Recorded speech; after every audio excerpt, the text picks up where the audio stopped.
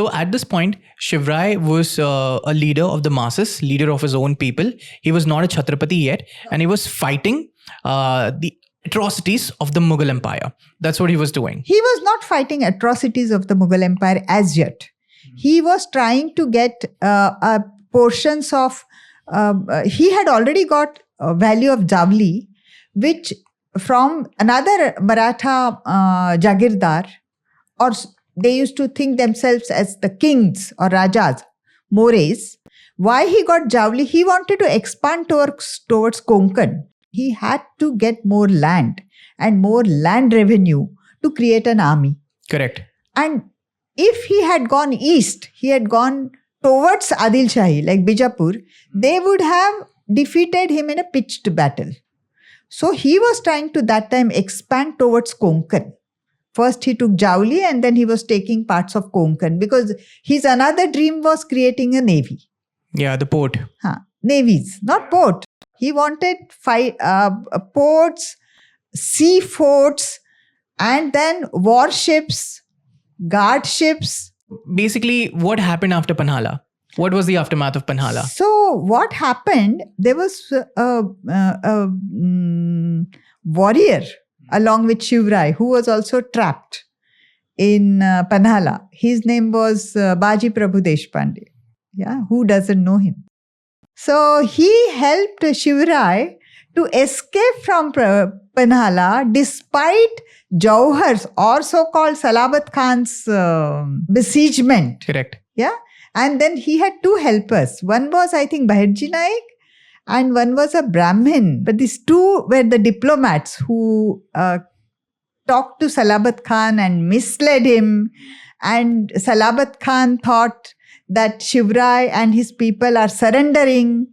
And that night there was, a lot of partying in Salabat Khan's besiegement. Jashn manane lage wo, Unke camp mein. Camp mein. At that time, Shivrai and Baji Prabhu Deshpande and 300-400 men escaped from there.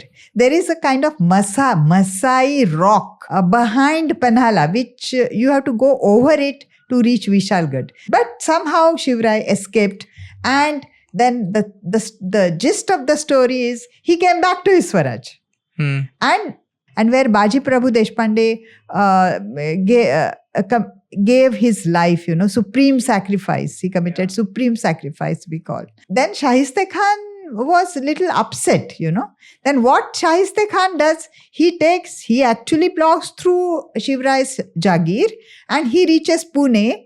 And there is Shivrai's house called Lal Mahal, where he grew up with his mother especially and his friends.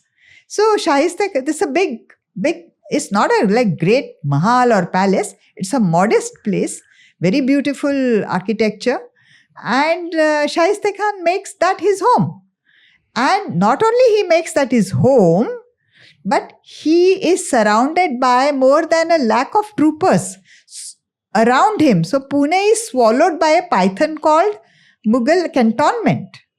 So not just Pune, but Lal Mahal also in the coils of this Mughal python called the Mughal cantonment. So he's very secured now, you see, in very secured position.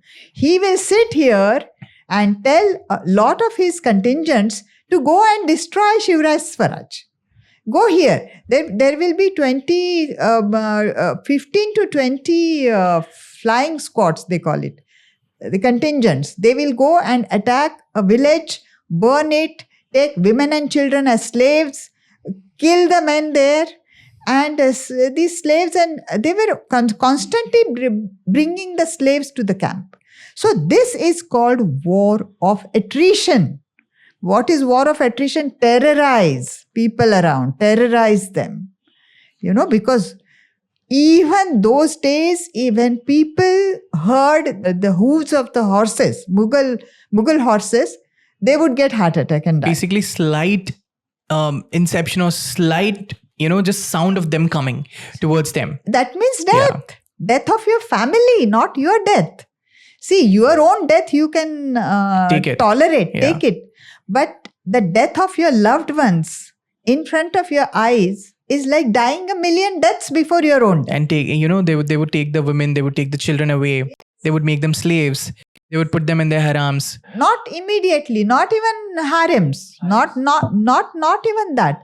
They will be molested 1,000 times. Where is the harem? And killed. And children were sold as slaves. Children also will be molested. Or boys would be made eunuchs. So they knew what's going to happen. People knew what's going to happen to them when the Mughal attack.